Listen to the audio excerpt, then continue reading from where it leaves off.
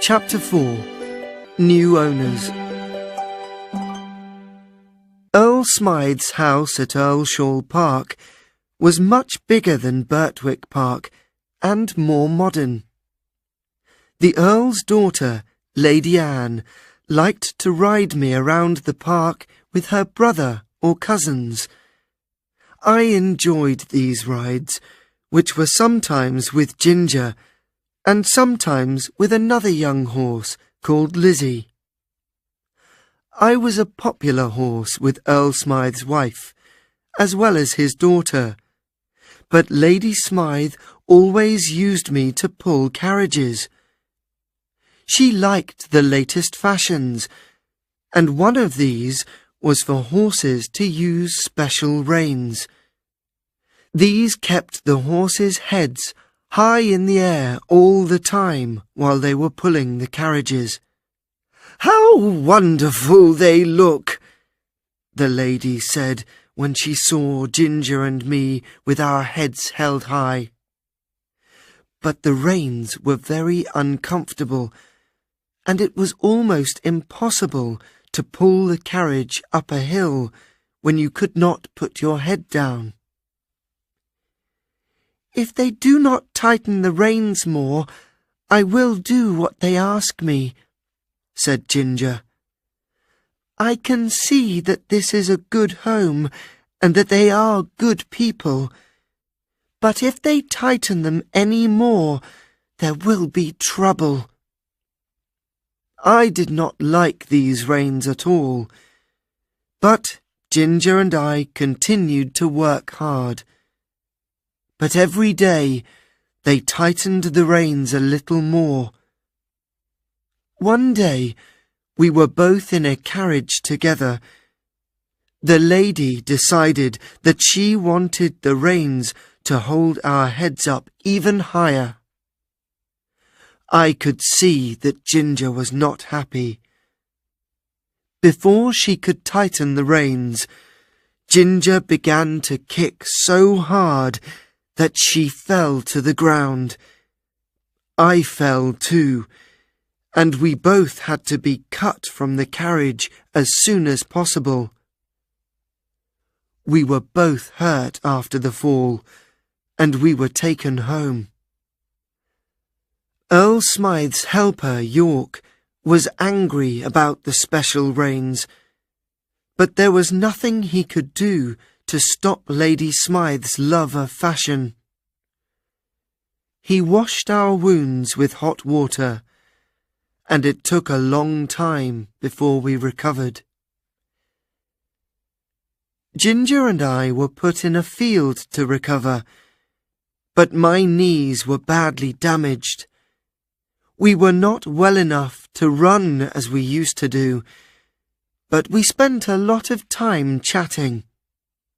Then, one day, the Earl came to see us with York. "I spent good money on these horses," he said, "but if they cannot pull a carriage, we must sell them."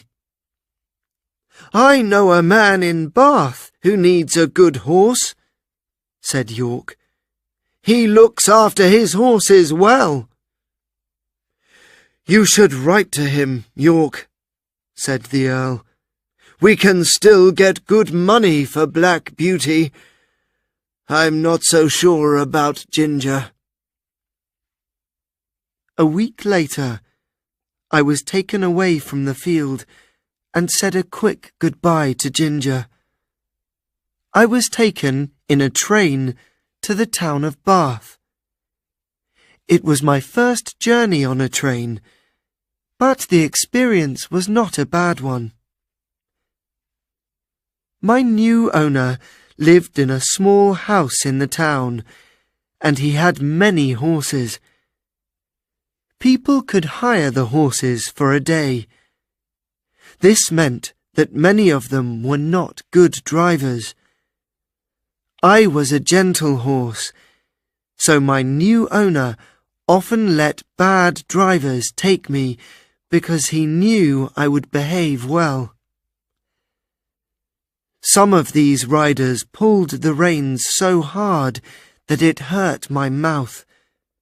Some did not use the reins at all, so that I did not know what to do. Others did not understand that a horse cannot work when it has a stone in its foot. One driver complained that he had hired a bad horse because I could not walk very fast. The stone in my foot was very painful, and it was very difficult for me to get home again. However, there were also good drivers in Bath.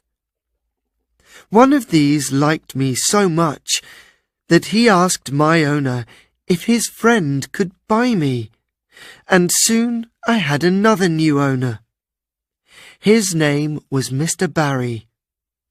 He was a businessman who had little exercise, and his doctor advised him to ride a horse to keep him healthy. He had a helper called Filcher to look after me, and bought me the best food he could find. Filcher was good to me, and for a time I was happy.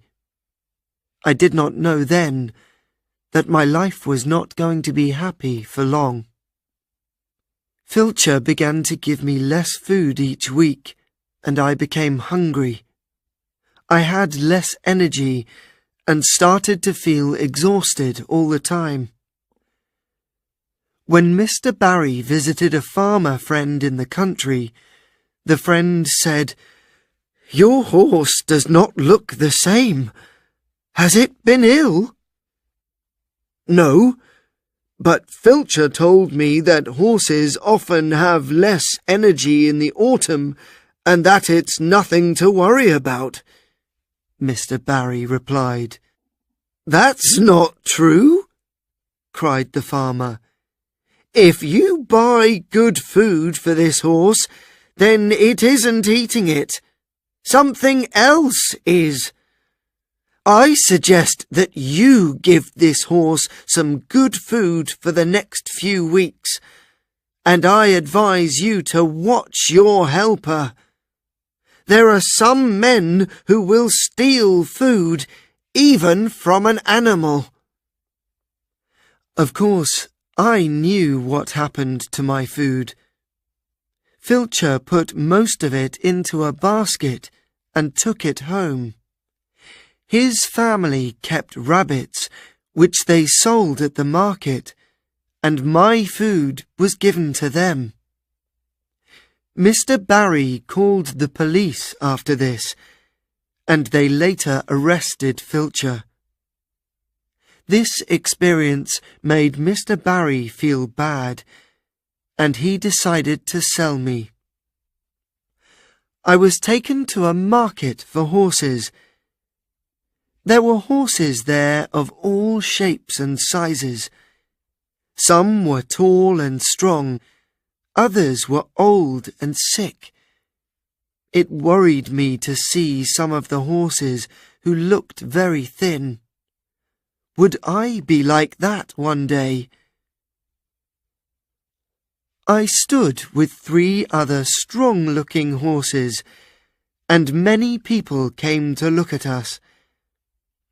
The men who thought about buying me opened my mouth, looked in my eyes, and felt my skin.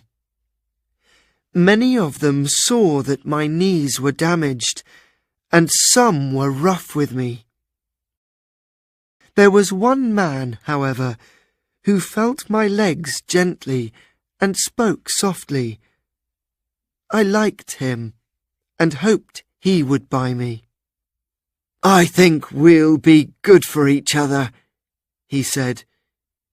He gave £24, and I had another new owner.